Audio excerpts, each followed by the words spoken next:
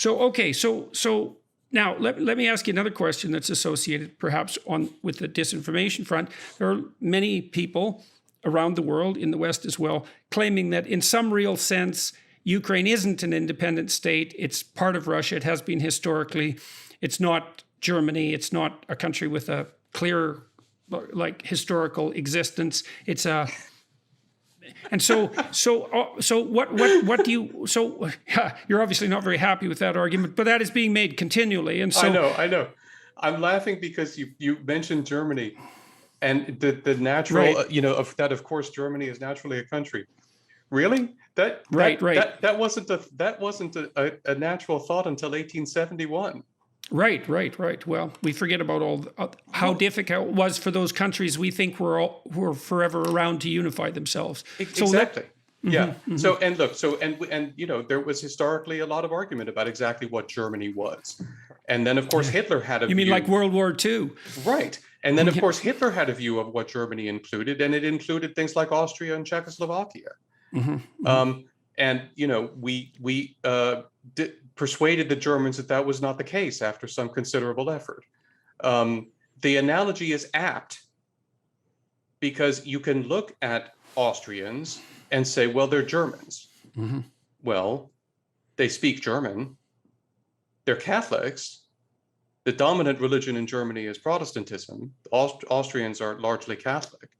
You can tell when you get into Austria and southern Germany, by the way, when the greeting changes from Guten Tag to Grüß Gott. Right. There's also no shortage of dialectical variation across the hypothetically unified German language. Exactly. Like extreme dialectical variation. Exactly right. So we've got to not just imagine that the blocks that we're used to in Europe were always that way or have been for centuries, because that's not true either. So then how do we reliably identify when there is a country? Well, okay, let me come back to that because there's a straightforward answer to that one.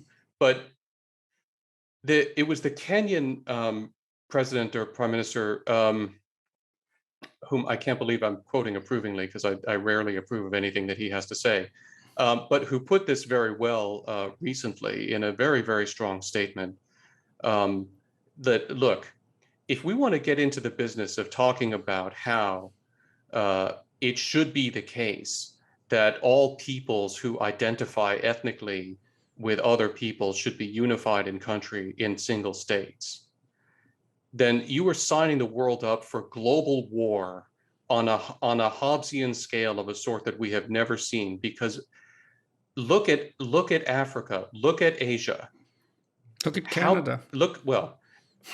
I'll leave that to you, Jordan. But how many countries in the world actually are drawn that way? Virtually none. Right. So the fundamental point here is that mere linguistic historical similarity is not a sufficient condition for presuming a superordinate autonomy. Exactly. And so we have other mechanisms to decide what a country is. And they're very straightforward mechanisms. We live in a world where there is a United Nations and there is a body of states. And the community of states recognizes a new member by recognizing it. And we say, we recognize you as an independent state, and we establish diplomatic relations with them, and we give them a seat in the United Nations, and then they are a state with all of the rights that any other state has. We did that with all of the states of the former Soviet Union, and Russia signed up to all of that.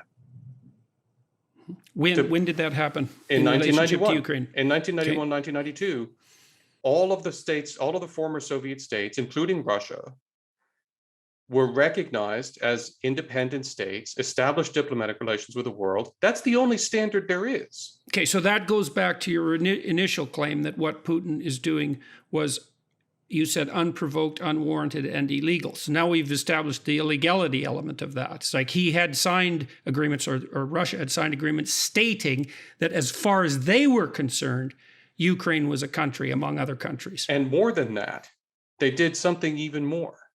Because when the Soviet Union fell, parts of its nuclear arsenal were still in 3 other countries, in Belarus, Ukraine, and Kazakhstan.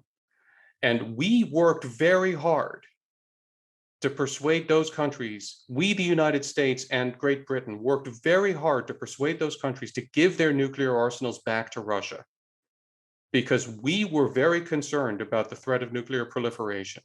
So we pressed them. And they did. Right, and right. In return for that, in 1994, we, Britain and Russia, signed an agreement with Ukraine committing to respect the territorial integrity of Ukraine as it was recognized at the time, in return for Ukraine handing back those nuclear weapons. The Russians signed that treaty. The Russians have just violated a treaty that they specifically signed with Ukraine, recognizing it in its territorial integrity as it was in 1994. Who signed that on Russia's behalf? Yeltsin. That was Yeltsin. Okay, so Putin hypothetically doesn't feel that he's bound by that agreement, but within the framework of international law, he is. He is. I mean, he can regard himself however he wants to, but he is. So not only did Russia recognize Ukraine as a country, but it specifically recognized Ukraine in the borders that it had in 1994.